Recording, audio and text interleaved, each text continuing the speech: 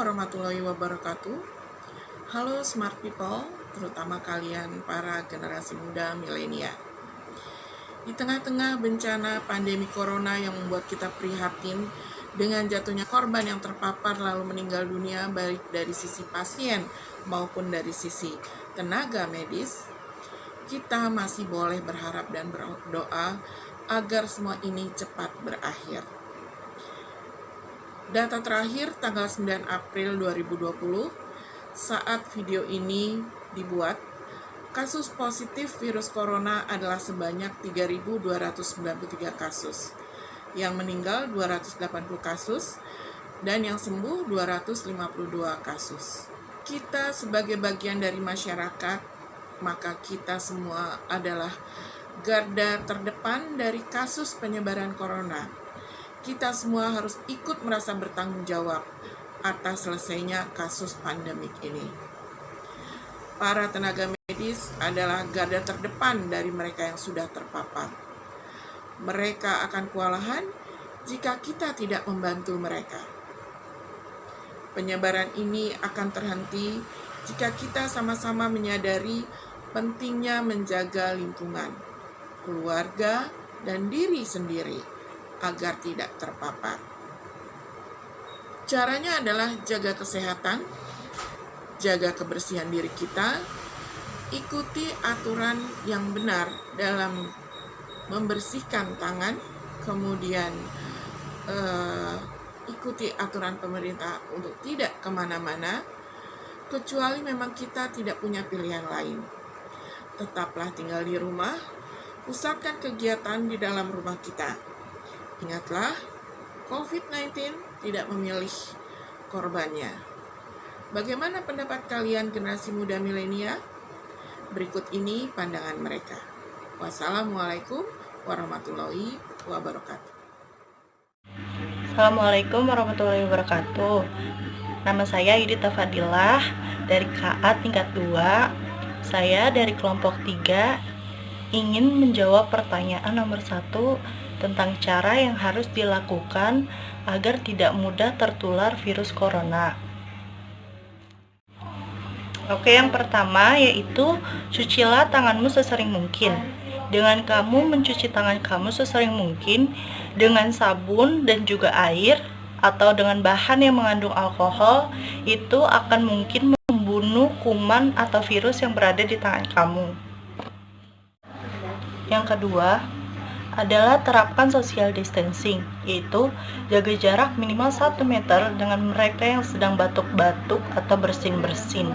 Alasannya adalah ketika mereka sedang batuk dan bersin-bersin, itu akan mengeluarkan tetesan cairan yang mengandung virus. Jika kamu terlalu dekat dengan orang tersebut, maka kamu bisa menghirup tetesan air yang disemprotkan oleh orang yang sedang batuk atau bersin-bersin yang mungkin saja itu virus COVID-19. Yang ketiga yaitu hindari menyentuh bagian mata, hidung, dan mulut.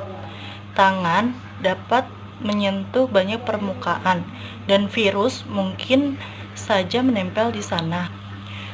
Dan tangan dapat memindahkan virus ke mata, hidung, dan mulut. Dari sana, virus bisa masuk ke tubuh kita dan dapat membuat kita sakit. Yang keempat yaitu tetaplah di rumah saja. Ikuti himbauan pemerintah dengan tetap bekerja, beribadah, dan belajar di rumah saja. Hal ini dilakukan semata-mata untuk mengurangi potensi kontak dengan orang lain dan tentunya akan mengurangi resiko tertularnya virus corona. Assalamualaikum warahmatullahi wabarakatuh. Perkenalkan, nama saya Lisa Febiani, mahasiswi semester 4, jurusan Komputerisasi Akuntansi di LP3I Pondok Cabe. Nah, di sini saya akan menjawab pertanyaan yang telah diberikan oleh Bu Hera selaku dosen kewirausahaan kami yang berkaitan dengan COVID-19.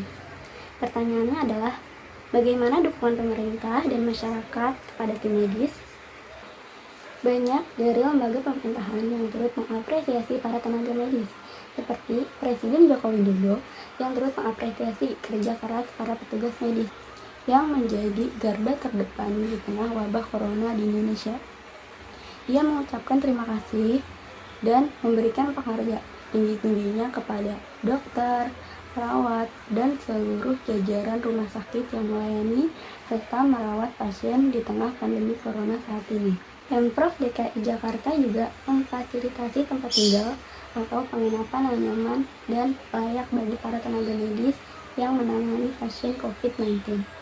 Ada juga dari Menteri BUMN, Erick Thohir, turut memberikan perlindungan asuransi oleh Bank Mandiri kepada para tenaga medis yang berjuang melawan COVID-19. Selain itu, masyarakat juga turut ikut serta dalam memberi dukungan dan membantu para tenaga medis, yaitu dengan adanya work from home atau bekerja dari rumah. Itu secara tidak langsung telah mendukung para tenaga medis. Dan itu juga bisa mengurangi penyebaran virus corona dan mencegah kemungkinan bertambahnya korban yang terjangkit oleh virus COVID-19. Masyarakat juga banyak yang menggalang dana untuk diberikan kepada para tenaga medis yang berupa alat pelindung diri dan bahan pangan lainnya. Terima kasih. Assalamualaikum warahmatullahi wabarakatuh. Nama saya Sarah Nurila. Saya dari kelas komputerisasi akuntansi dari kampus LP3I Pondok Cabe. Di sini saya akan menjawab pertanyaan dari tugas kewirausahaan. Apa sih pertanyaannya? Pertanyaannya, bagaimana kebijakan lockdown menurut kita? Menurut saya dan bagi saya, dengan diadakannya kebijakan lockdown itu sangat bagus untuk mencegah penyebaran COVID-19 kepada masyarakat secara meluas. Tetapi dengan adanya kebijakan lockdown tersebut, bahkan ada dampak baik dan dampak buruk dari kebijakan lockdown tersebut. Apakah itu? Salah satu dampak baiknya adalah bisa berkumpul dengan keluarga. Salah satu dampak buruk untuk mahasiswa seperti saya adalah kuliah online yang mempersulit kami sebagai mahasiswa karena fasilitas yang tidak memadai seperti kuota internet dan laptop. Salah satu dampak buruk bagi pekerja adalah tagihan listrik yang melonjak dan kebutuhan pangan yang semakin sedikit. Nah, sekian yang dapat saya sampaikan. Kurang lebihnya mohon maaf. Billahi taufiq wal hidayah. Wassalamualaikum warahmatullahi wabarakatuh. Assalamualaikum warahmatullahi wabarakatuh. Perkenalkan, nama saya Yahya dari KA kelompok 3. Saya akan menjawab pertanyaan nomor 5. Mengingat banyaknya pasien di DKI, apakah DKI perlu jika diadakannya lockdown? Presiden Joko Widodo hingga saat ini masih belum berani memutuskan untuk melakukan karantina wilayah ataupun lockdown, baik secara nasional maupun daerah terkait pandemi COVID-19. Padahal kasus COVID-19 atau pandemi virus corona terus bertambah dari hari ke hari. Per hari Selasa, tanggal 31 bulan Maret 2020 saja, total kasus positif COVID-19 sebanyak 1.528 orang yang tersebar di 31 provinsi. Dari jumlah tersebut, sudah 136 pasien, 81 sembuh, dan sisanya 1.311 masih dirawat. Daerah yang paling menggebu untuk melakukan karantina wilayah adalah DKI Jakarta. Gubernur DKI Jakarta, yaitu Anies Baswedan, telah menerapkan sejumlah kebijakan melalui social distancing, meliburkan sekolah, menutup tempat hiburan, melarang izin keramaian, himbauan kerja dari rumah, dan lainnya. Menurut pendapat saya, social distancing merupakan penerapan yang paling terbaik untuk dilakukan di Jakarta.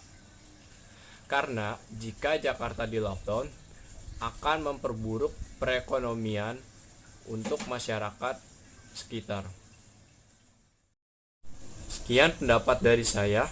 Wassalamualaikum warahmatullahi wabarakatuh. Assalamualaikum warahmatullahi wabarakatuh. Saya di sini akan menjawab pertanyaan nomor 6, yaitu bagaimana keadaan kota-kota di luar negeri yang terdampak virus corona. Setidaknya ada 163.807 kasus coronavirus COVID-19 di Amerika Serikat dan 2.948 orang diantaranya telah meninggal karena virus tersebut.